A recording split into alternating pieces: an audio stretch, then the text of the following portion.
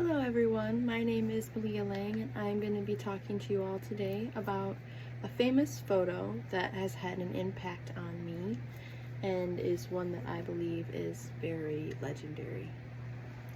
So, life is what happens when you are busy making other plans is a popular lyric from a song called Beautiful Boy by John Lennon.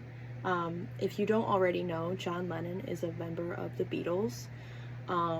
And I chose to mention that because the photo that I chose is a photo that was taken of the Beatles by Lane Macmillan. It's called Abbey Road, and it was taken in 1969. Sorry, my iPad shut off. But this is the photo that I'm going to be talking about today.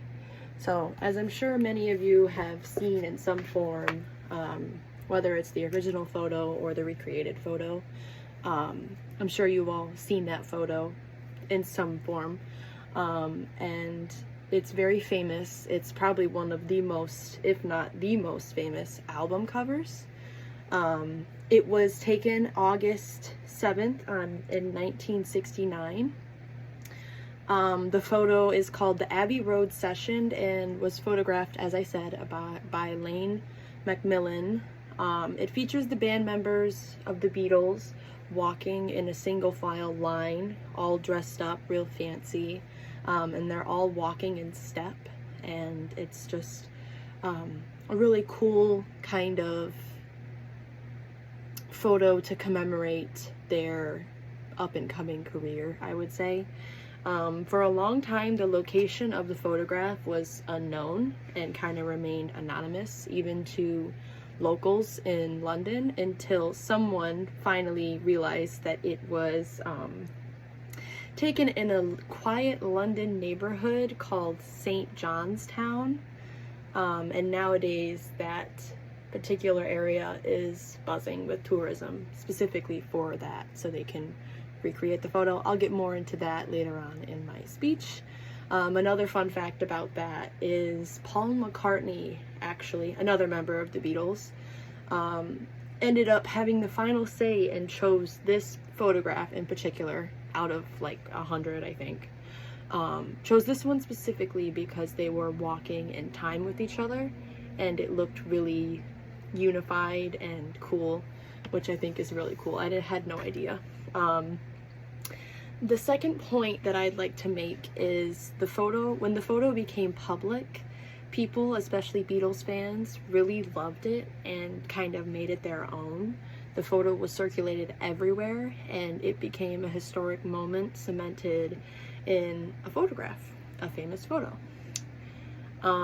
As I briefly mentioned before, people started flocking to the location and taking their own photos with their families, and it quickly became a very popular tourist attraction in London.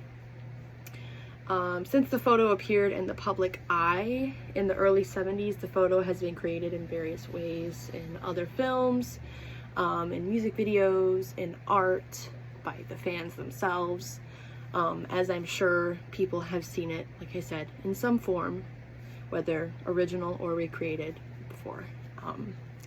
And to get more specific, the first time that I ever remember seeing the kind of recreation of the photo was in a film called I Am Sam. I'm not sure if any of you guys have watched it, but I do recommend. Just brief tangent. It's a great film.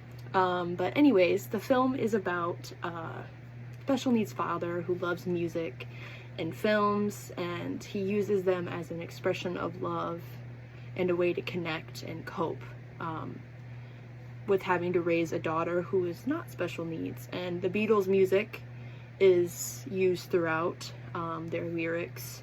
You hear their songs in a very special and unique way. And one of my favorite scenes, possibly the most iconic scene, and the reason why I chose this picture, honestly, was when him and his friends and his daughter crossed a crosswalk like the Beatles. And the Beatles song was playing, and even as a young kid, I just remember it being really powerful, and it honestly sounds kind of silly, but it got me into the Beatles.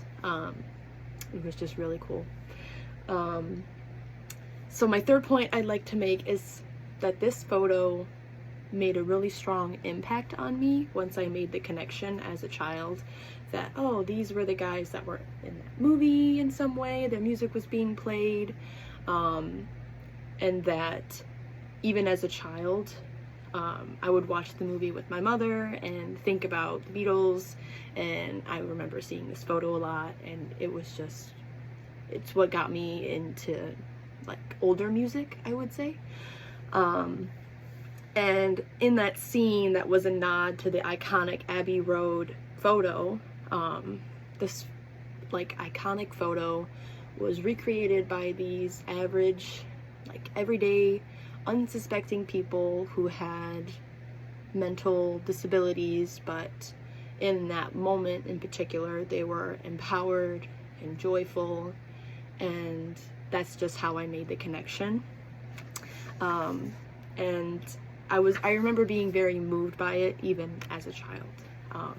So in conclusion, to sum up my main points, the photo that I chose to talk to you today was called the Abbey Road. It is a historic and iconic photo that was taken in London in 1969 and has been recreated in many forms, many times throughout history, and I'm sure will continue to be referenced quite a bit because of its iconic status.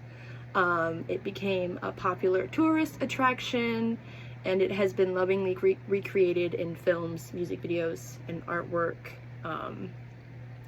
And the first time that I saw the photo being recreated was in a very moving and powerful movie that I love to this day, so it's just a really cool connection, and I wanted to inform you all about it.